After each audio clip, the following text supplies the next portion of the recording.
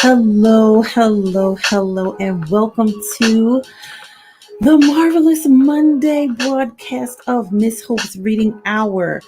So sorry, my friends, about the technical difficulties, which is why I am so tardy today.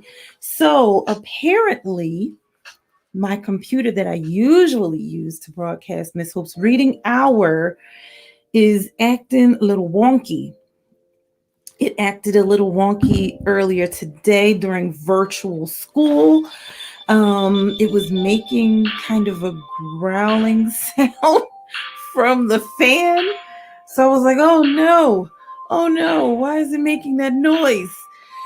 Well, then today I even turned it off. I turned it off, and then when I went to turn it back on to do Miss Hope's Reading Hour, it came on and it had the little sound, and then there was nothing. It was just black with the little lightness at the bottom. I was like, oh no, what's happening?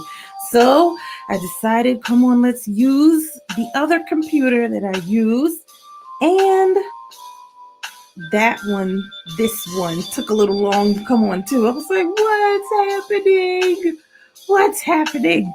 Well, my friends, everything is all right now because we are on now. Welcome, welcome, welcome. Marvelous Monday to you all. Hopefully you had a good weekend. You were able to rest or relax or hang out with some friends or hang out with your siblings or watch some movies with your family. Anything that you were able to do to kind of recharge yourself, get ready for virtual school.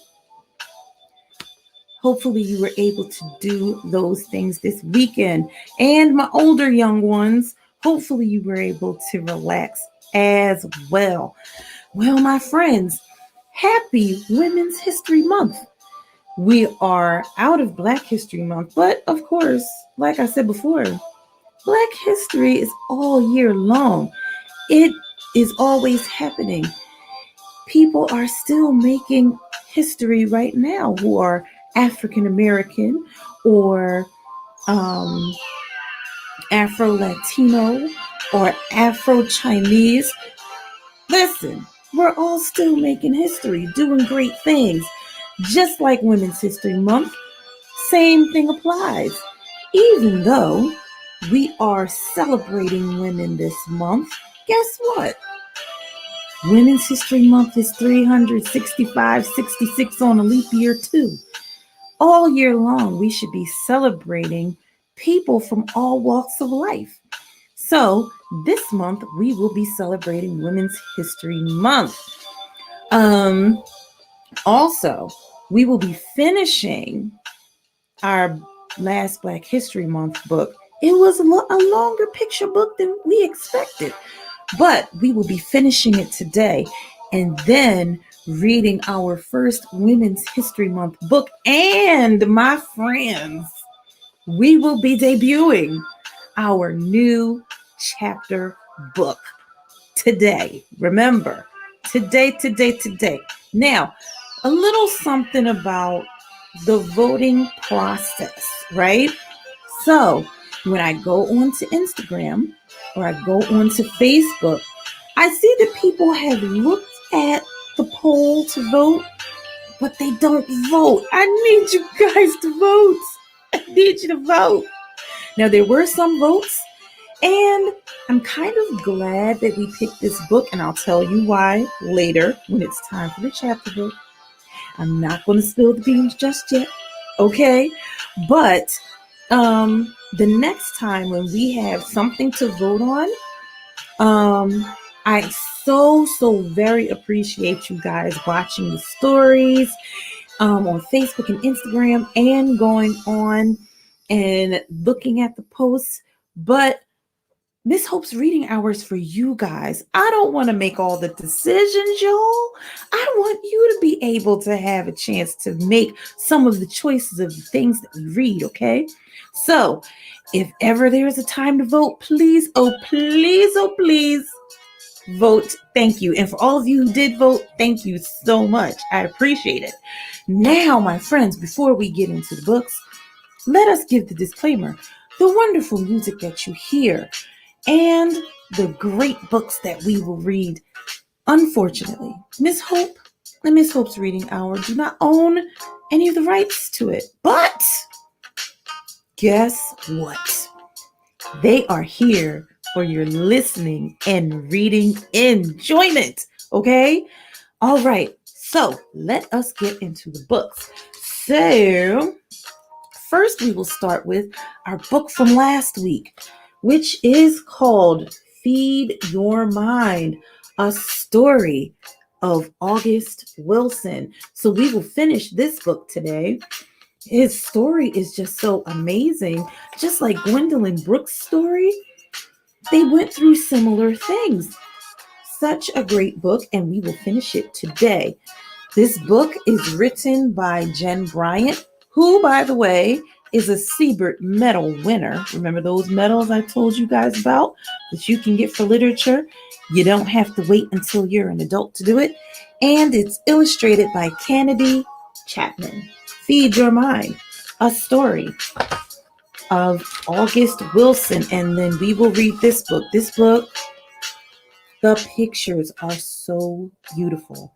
The picture on the cover is beautiful, okay? So, today we will be reading about Coretta Scott. We will read about her. Look at this picture. First of all, in real life, she was a beautiful woman. And look at this picture. It is amazing. I love this picture of her. So, it's poetry by... I remembered how to say this person's first name. Ntsake Shang. If I got it wrong, forgive me. I've heard this person's name a whole bunch of times. And then when I looked at it, I was like, it just went, ooh, bye-bye. Okay, so the poetry by Ntsake Shang. Paintings by Kadir Nelson. So for all of my artist young ones, look at what you can do with your art. These are paintings, and they are beautiful, gorgeous. Okay, can't wait to get into this book. And then our chapter book. Ha ha ha. You thought you had me. No, I will introduce it when it's time. You thought you had me. No, no, no, no, no. You will have to wait. I will let you know when it's time for the chapter book, okay? Now let us get back to Feed Your Mind, a story of August Wilson. All right. Art on Center Avenue. His friends have made these paintings that say in line, color, and form what he says in words. People are coming in and out to see them, pointing, talking, admiring. A lone saxophone player stands in the corner, notes filling the room like beautiful smoke. When he takes a break, August takes his place, picks up the rhythm with poems. People listen, smile, even clap a little. He likes this, young people, old people, the neighborhood coming together for art. He will do this again the next week and the next. And then someone will offer him $50 to read his poems at a fashion show. His confidence grows. He knows he needs to be unique, yet speak to the whole society. He helps start a magazine, Connection, a word that's all about how the I becomes we, how the artist becomes the voice, the spirit of his own community. Excuse me.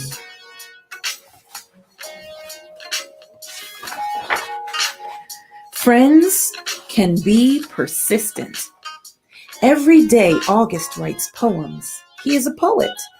His friend Rob Penny writes plays in which things happen and characters talk. How do you make them talk? August asks. Oh, you don't. You listen to them, Rob replies. What does that mean? He wonders. August knows nothing about plays and has seen only one play his whole life. Still, when Rob Penny suggests, let's start a theater company, August replies, sure, why not? They call it Black Horizons Theater. August is the director. He goes to the library and reads books about how to direct. Tickets are 50 cents each. Rob and August rent a small room and work odd jobs to pay for food. August is proud of the Black Horizons Theater, but he still prefers poetry over drama and visual art. He writes a story in poetry about a man named Black Bart. You should make that into a play, says his friend Claude Purdy, who is a director from Minnesota. I can't write plays, man, August tells Claude. But Claude is stubborn, like a dog with a bone. You should try. You should just do it. A few days later, August decides to try. He sits down and spreads his poems across the floor. He picks a page in Black Bart where someone is saying something interesting to someone else. And that's where he starts.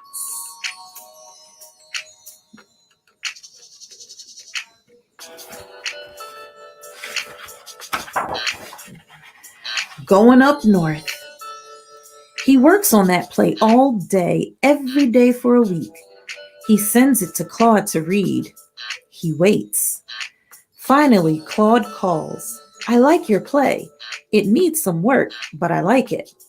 Why don't you come out here to St. Paul? August goes. He brings his hat, gloves, and coat. So, I can write a play. Maybe I'll stay in Minnesota after all. The Science Museum hires him to write history scripts, little skits like how Spider-Woman taught the Navajo to read. Plays, he discovers, are like puzzles for which he has to make the pieces. More and more, he thinks about Pittsburgh, the streets and yards, the people and their proud, familiar voices. Voices. He leans over the blank page, listening. Who's there? A man, no, a few men, one older, two veterans, a car, a phone on the wall. Bring, bring, bring. It's the jitney station on Wiley Avenue, next to the fish and chips where he liked to hang out, eavesdropping on the men. Yeah, we take you up there. No taxis will go there, but we sure do. The young men strut and argue. The old men reminisce. Way up in Minnesota, August listens, scribbles down some lines. Who are they? What are they saying? And why?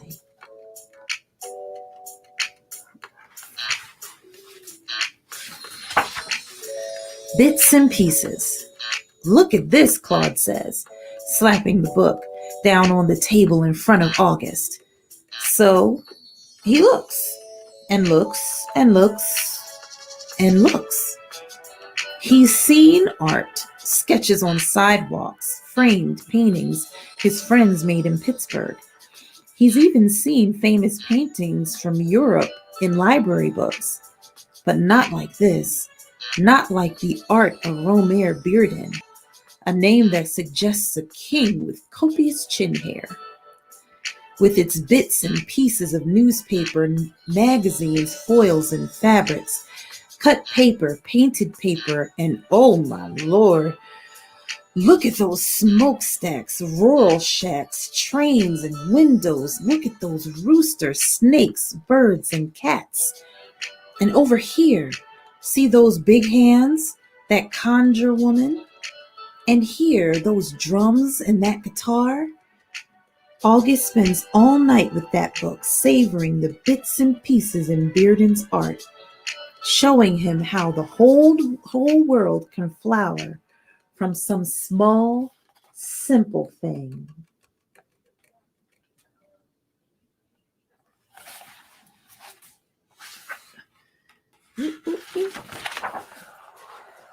A very good recipe.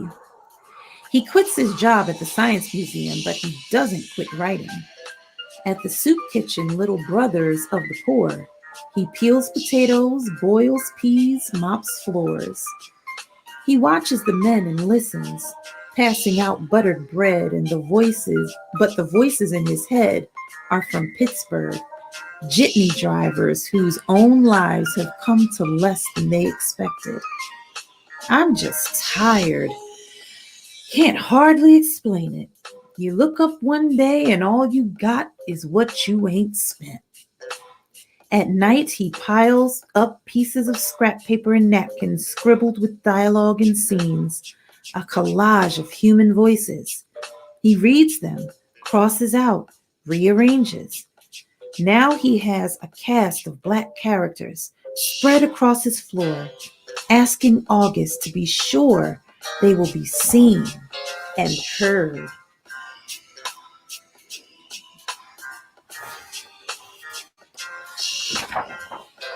Process. How do you make them talk? August once asked his friend Rob Penny about the characters in his plays. Oh, you don't. You listen to them, Rob had replied. Now August understands what that means. He listens to those voices from the Wiley Avenue taxi station. He writes them into scene after scene. Finally, he has a play he calls Jitney that he sends to a national playwrights conference. He gets a reply. Thank you for submitting your play to us, Mr. Wilson. We did not choose your play. Rejection is part of the artist's process, Claude tells him. Try again. Okay, August thinks, peeling potatoes at Little Brothers of the Poor. He writes some more. He sends Jitney to the Playwrights Center in Minneapolis. And what do they send back? We accept your submission, Mr. Wilson. Here is your check for $2,500. Wow, how exciting. I'm jumping all over the place. Arriving. 1. Pittsburgh, 1982. He wears a white shirt, tweed coat, fancy tie. Daisy wears her best dress. Mother and son get into the jitney, a freelance taxi that drives in the hill because no downtown taxis will. A ride over to where actors of the Allegheny Repertory Theater are performing Jitney, a play by August Wilson. 2. Back in Minnesota, August hears a new group of voices, a blues singer and her musicians. He writes down what they say and what they do, arranging and rearranging scenes like Romare Bearden making a collage. Ma Rainey is his next play. It's finished. 3. October 1984. Ma Rainey opens on Broadway in New York City. August watches people crowding into the theater, filling the rows of seats, whispering excitedly. Lights dim, darken. The play begins.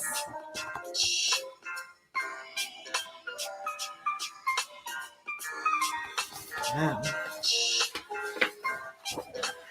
Cycle. He walks 2 blocks from the restaurant where he's been writing on notepads and sipping coffee. Inside, he brushes the Minnesota slush from his shoes, removes his hat and gloves, shakes out the cold. These hands are almost 40 years old, he thinks. 4 times 10 years, 4 decades. An easy way to slice up your life, though life isn't so easy to slice. But in art, everything's a tool.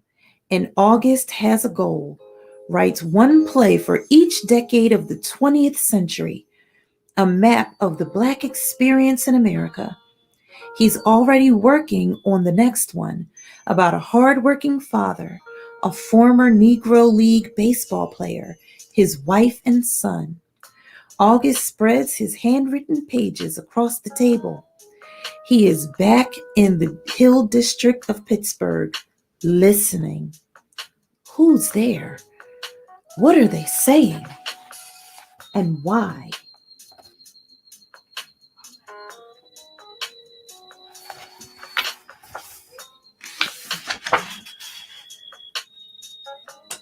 Oh, the end. That's the end of that. So, a quote from August Wilson. I crawl up inside the material. I get so immersed in it that as I'm inventing this world, I'm also becoming a part of it. Wow. What a story. And then there's a timeline of his life. Look at that, all the stuff he's done. Look at all of that. That is a timeline of his life. Pretty amazing. Imagine after all of that writing, then finally you send your writing off to someone and you're thinking, so maybe they'll help me write this play. Maybe they'll publish my book. And then the first time they said, no, I don't think so.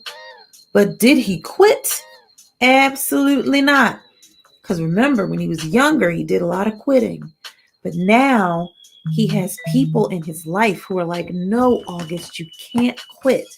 You have to keep going. So what does he do? Excuse me, just want to make sure I turn this down. So there we go. All right. He wants to make sure, and he has people who want to make sure that he doesn't quit because they can see his talent. His teacher saw the talent, but she didn't think it was his. And it was. And now people are seeing it. I've seen some of August Wilson's plays. One of them I saw was called Fences. Most of them, my young ones, you won't be able to see them till you become like an older young one. But it should let you know, listen, if you like to write, don't stop writing.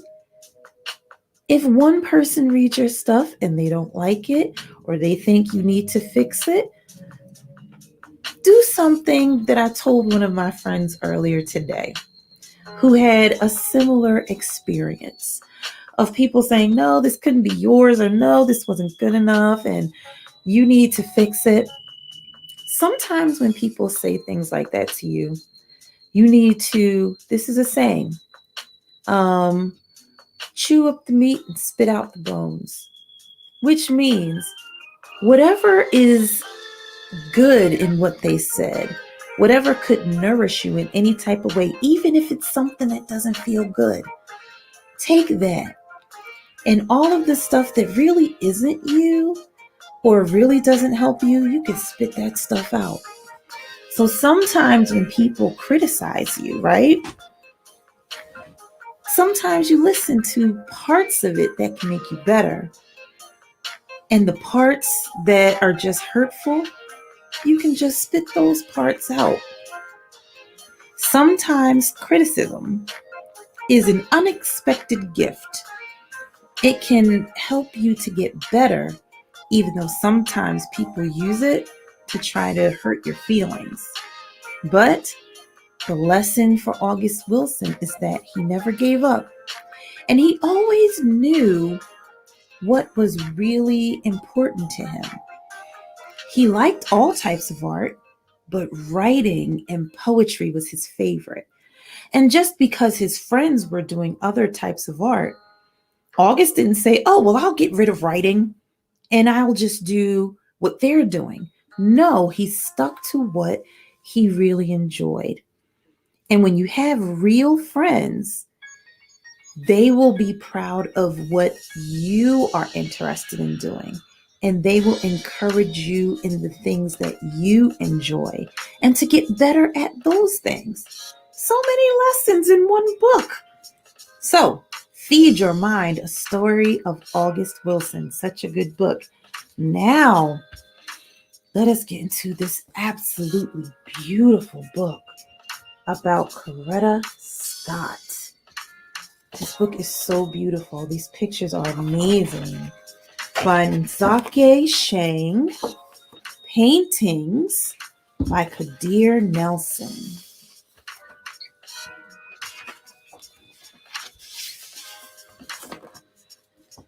Some southern mornings, the moon sits like an orange sliver by the treetops. Ooh.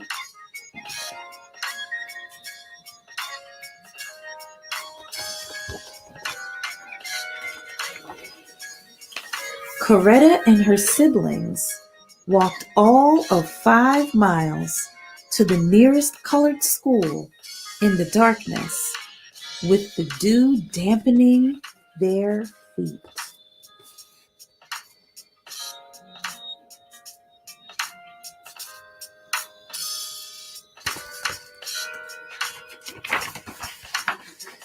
White school bus left a funnel of dust on their faces, but songs and birds of all colors and rich soil where slaves sought freedom steadied them in the face of danger. Look at those beautiful children.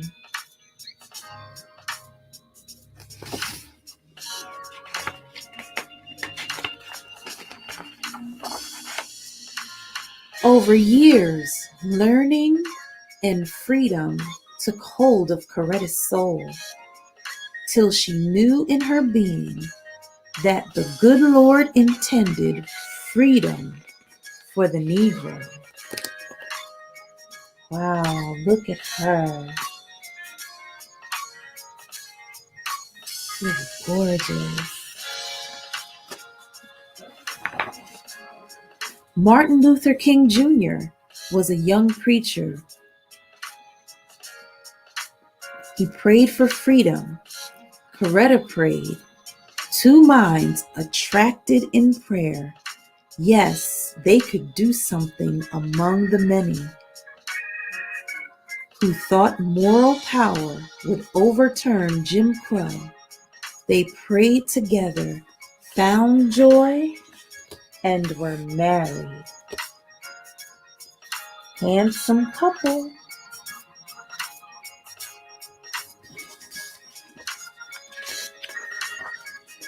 According to Gandhi, the humility of millions could free more than just one people. It could free the world, and the world for Coretta and Martin was the South, and they went to Montgomery, to their new parish.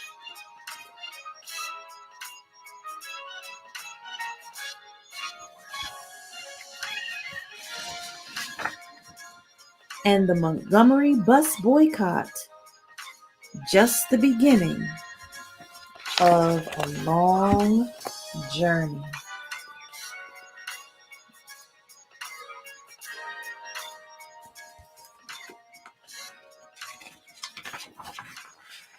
More boycotts and sit-ins for many, many Negro students felt bound to do something.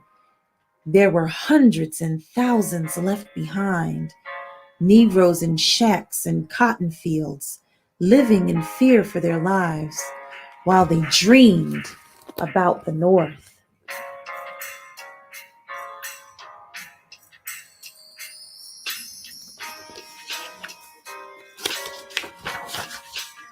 Hundreds, then thousands, white and black, marched in Alabama, Carolina, Georgia, and Chicago. And I tell you, awesome paintings, beautiful. 250,000 at the March on Washington, peacefully singing, "We shall overcome," and listening to the words that would inspire a nation.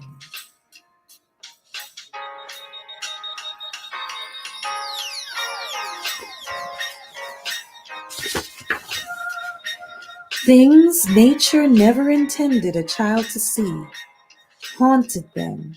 Tragedy accompanies growth, no matter who we are, and the Negroes are no different.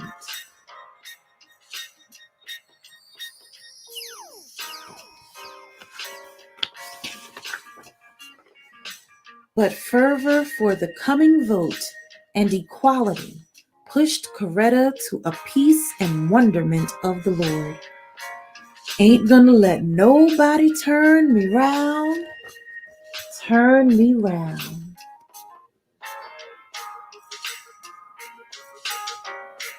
Ain't gonna let nobody turn me round, turn me round, turn me round.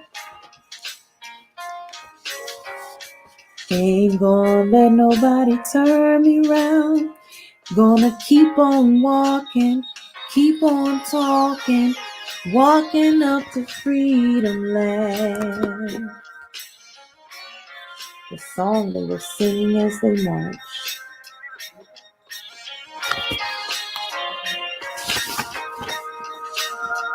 Singing, always singing.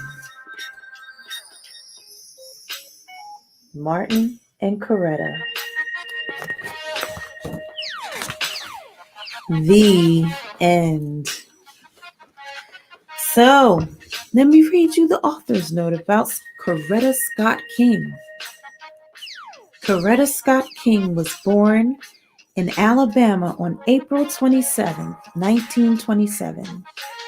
As a child, Coretta and her brother and sister walked 5 miles to the nearest school for Negroes, the term used at the time for Black people. The bus carrying white children passed them each morning on the way to the white school. This division of the races is called segregation, and many states enforce segregation through Jim Crow laws. Growing up in a family of deep faith, Coretta often sang in church, her beautiful voice soaring. At Antioch College, Coretta became interested in the idea of civil rights, or the fair treatment of all people, Black and white, as American citizens. She later went on to Boston University to study concert singing. In Boston, Coretta met a theology student, Martin Luther King Jr., who was also interested in civil rights. They were soon married. Martin introduced Coretta to the writings of Mahatma Gandhi, who believed that nonviolence was the true path to liberation for an oppressed people. One afternoon in Montgomery, Alabama, a Black seamstress, Rosa Parks, refused to give up her seat on the bus to a white man. Rosa Parks was arrested, and the South was never the same. Martin organized the Montgomery bus boycott and awakened the whole nation to the injustices of segregation.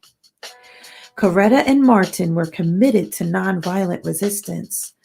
The hallmark of their teamwork was the March on Washington in 1963. They wanted to show the world that America was not the place it claimed to be, that everyone was not in fact free. Together, Coretta and Martin raised a family and worked tirelessly to further their vision. Coretta used her musical talents in a series of acclaimed freedom concerts that told the story of civil rights in the United States and also raised funds for the movement.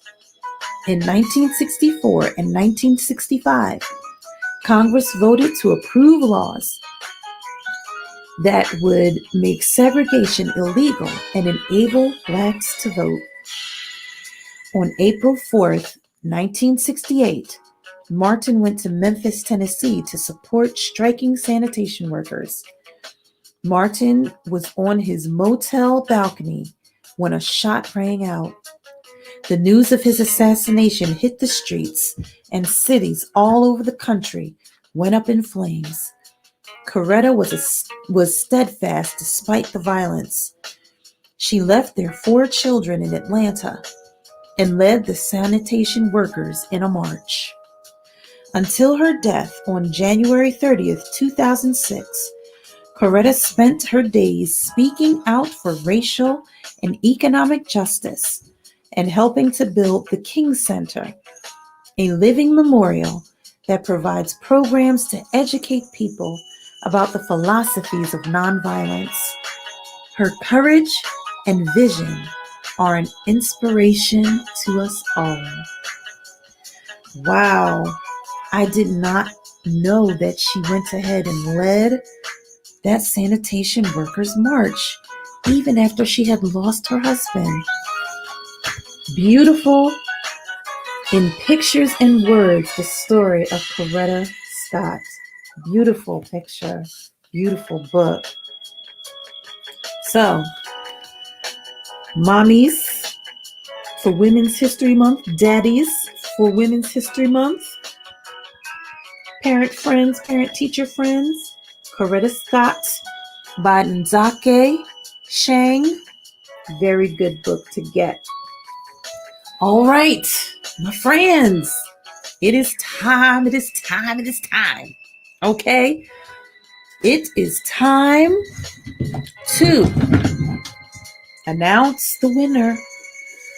The one that got the most votes. Which one?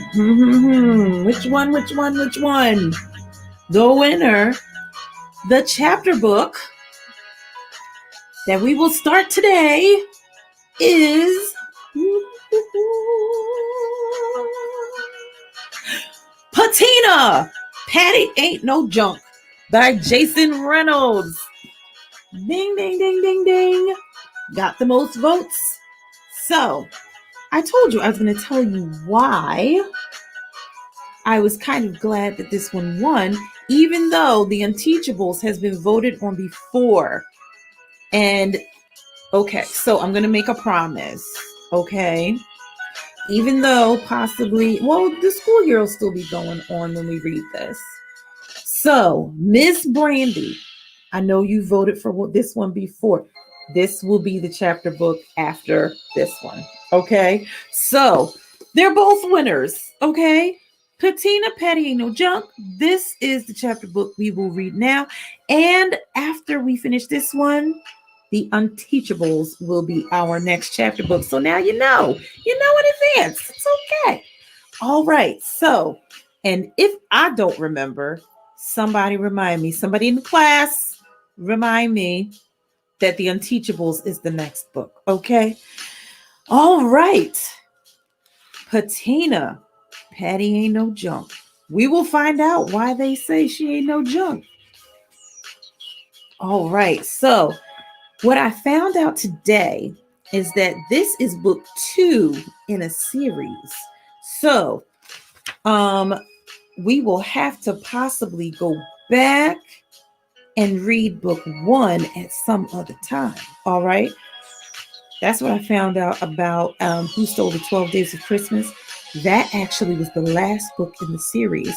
And I thought the one that we just read, Who Stole New Year's Eve, was the second one. No, it's not.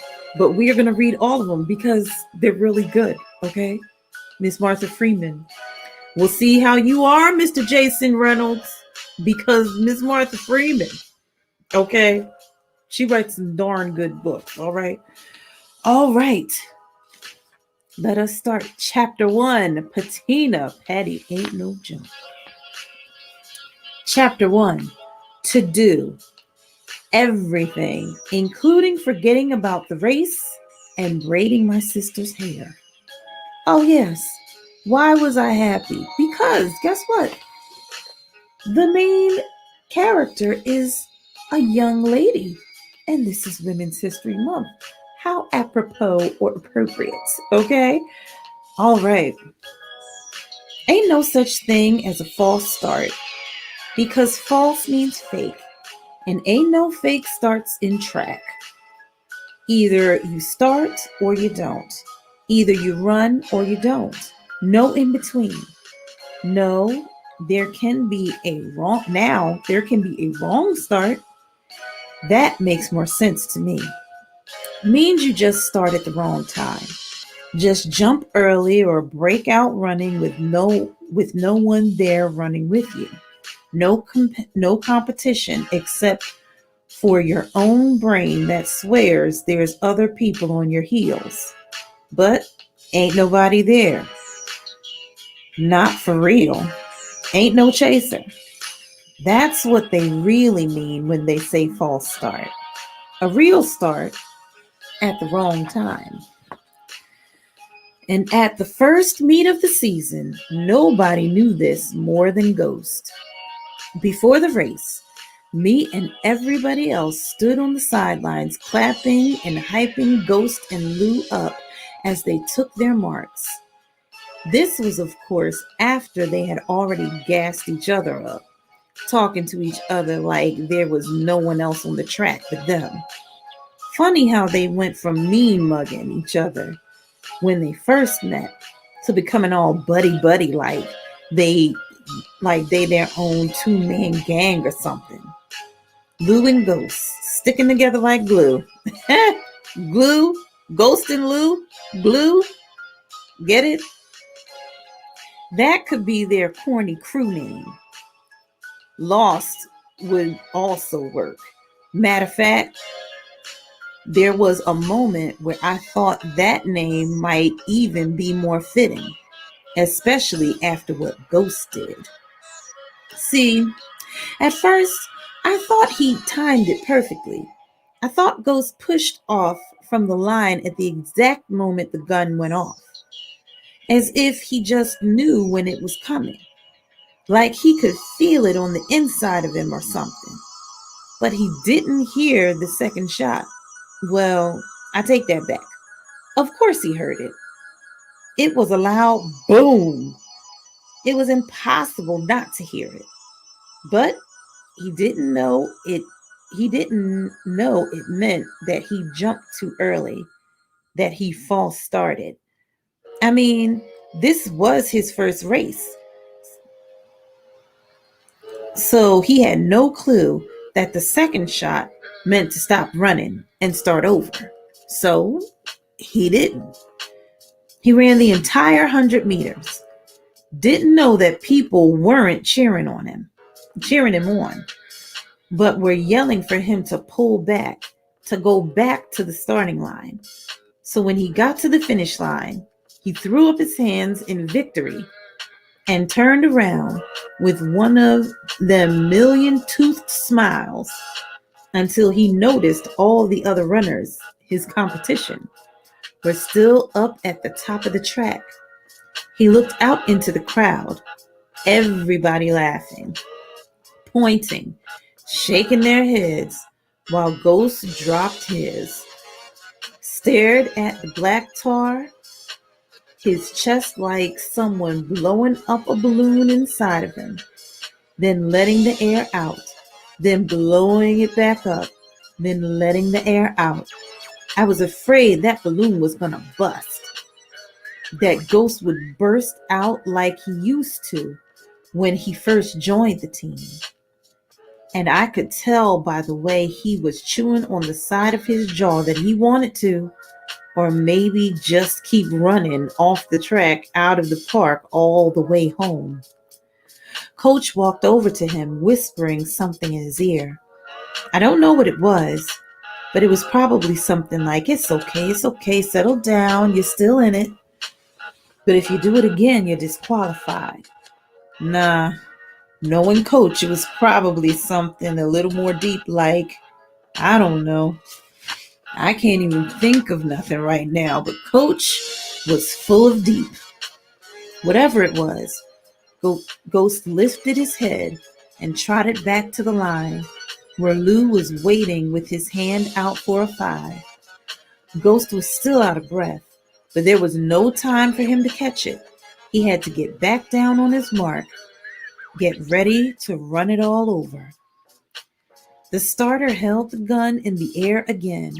My stomach flipped over again.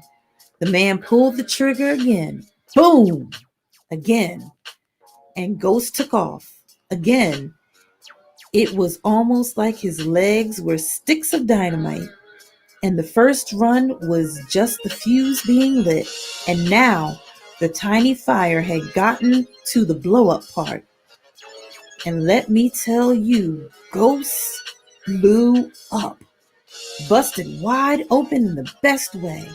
I mean, the dude exploded down the line in a blur, even faster this time, his silver shoes like sparks flicking up off the track. First race, first place, even after a false start. And if a false start means a real start at the wrong time being too early, then I must have had a false finish, which also ain't a fake finish, but a real finish, just too late. Make sense? Just in case it don't, let me explain. My race was up next, and here's the thing. I've been running the 800 for 3 years straight. It's my race.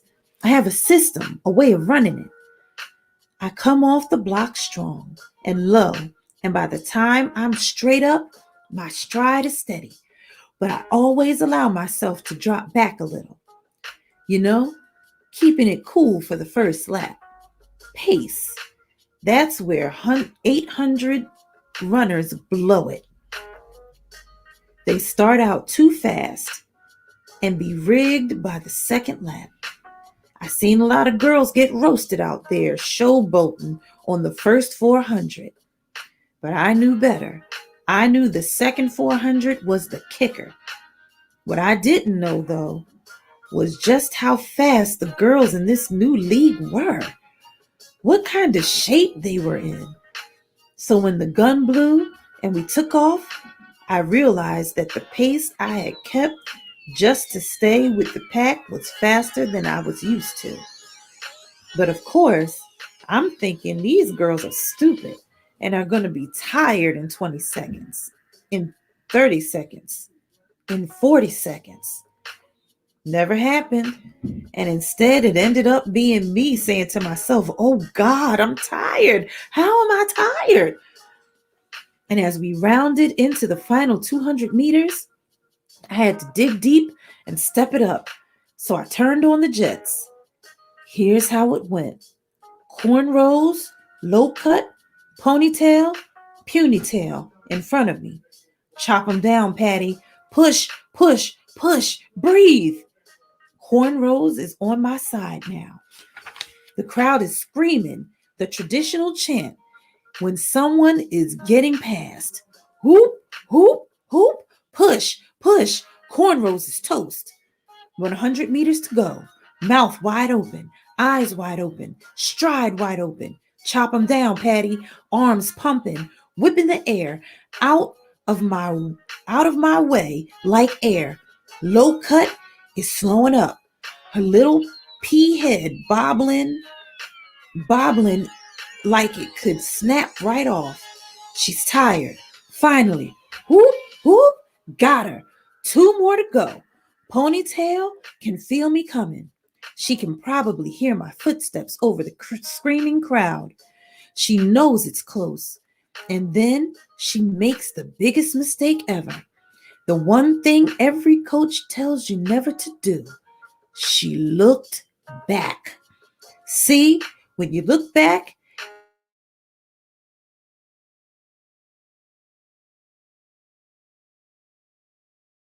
over her shoulder.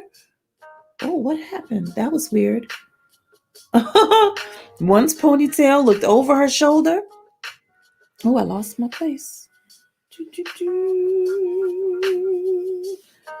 The whoop started back up like a siren. Whoop, whoop, whoop, 50 meters. That's right, I'm coming.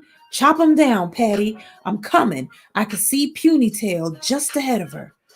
That little twist of hair in the back of her head like a snake tongue.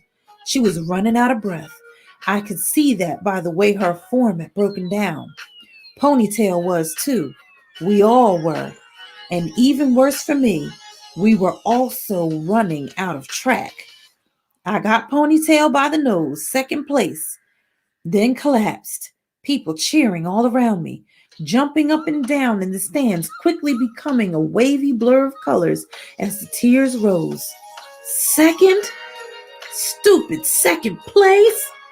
Ugh! No way I was going to cry. Trust me. I wanted to. Water pricking at my eyelids, but no way. I wanted to kick something. I was so mad. Coach Witt came over and helped me up. And once I was standing, I yanked away from her and limped over to the bench. My legs were burning and cramping, but I wanted to kick something anyway. Maybe kick the bench over. Kick those stupid orange slices Lou's mother brought. Anything. But instead, I just sat down and didn't say a word for the rest of the meet. Yes, I'm a sore loser, if that's what you want to call it. To me, I just like to win. I want to only win. Anything else? False. Fake. But real. So real, I didn't even want to talk about it on the way to church the next day. Not with no one. Not even with God. I'd spent all morning braiding Maddie's hair the same way Ma used to braid mine when I was little. Only difference is Ma got fat fingers and used to be braiding like she was trying to strip my edges or make me bald. Talking about, gotta make it tight so it don't come loose. Right. But I don't even do Maddie's that tight. And I can knock out a whole head full of hair in half an hour if she sits still, which she never does.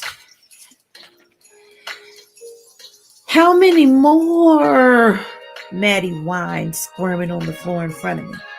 I'm almost done. Just chill out so I picked up the can of beads and shook them in her ear like one of them Spanish shaker things. And just like that, she calmed down and let me tilt her head forward so I could braid the last section. The bit with curls tightly wound around the base of her neck. I dipped my fingers in the gunk on the back of my hand, then massaged it into Maddie's scalp. Then I stroked grease into the leftover bush ball, tugging it straight, then letting it go, watching it shrink back into dark brown cotton candy. What colors you want? I asked, separating the hair into 3 parts. Maddie put her finger on her chin, acting like she was thinking. I say acting because she knew what color she wanted. She picked the same one every week. Matter of fact, there was only one color in the can. Red, we both said at the same time. Me, of course, with a little more pepper and a little less pep. Maddie tried to whip around and give me a funny face, but I was mid-braid.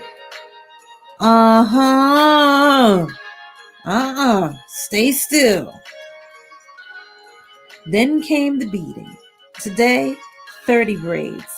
So 3 red beads on each braid, 90 beads.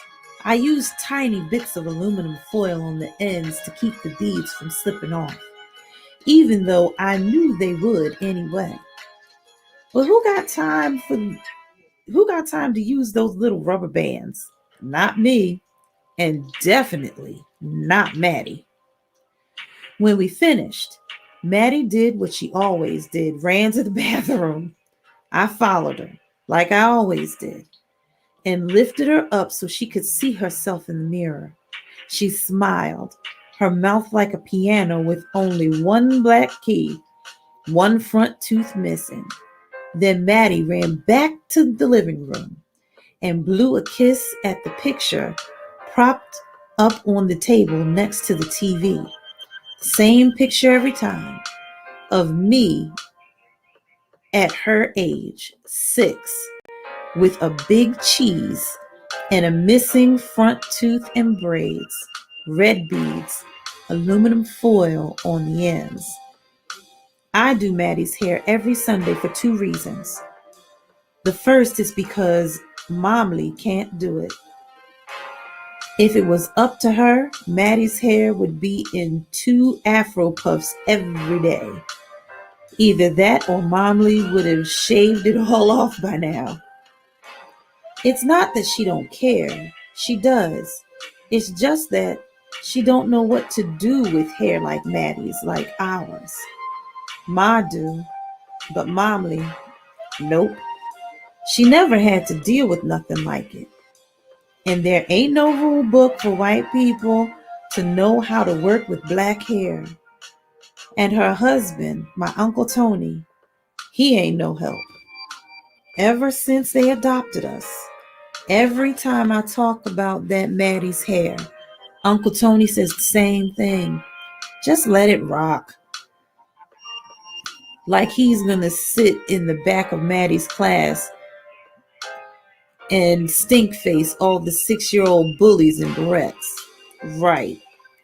But luckily for everybody, especially Maddie, I know what I'm doing.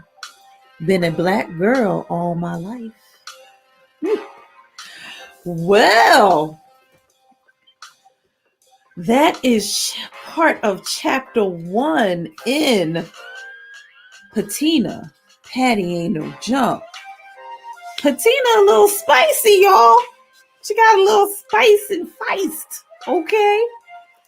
So we've already found out a little about Miss Patina. So apparently, Patina and her sister Maddie have been adopted by their Uncle Tony. And their Uncle Tony, his wife, their auntie, is Caucasian. She's white.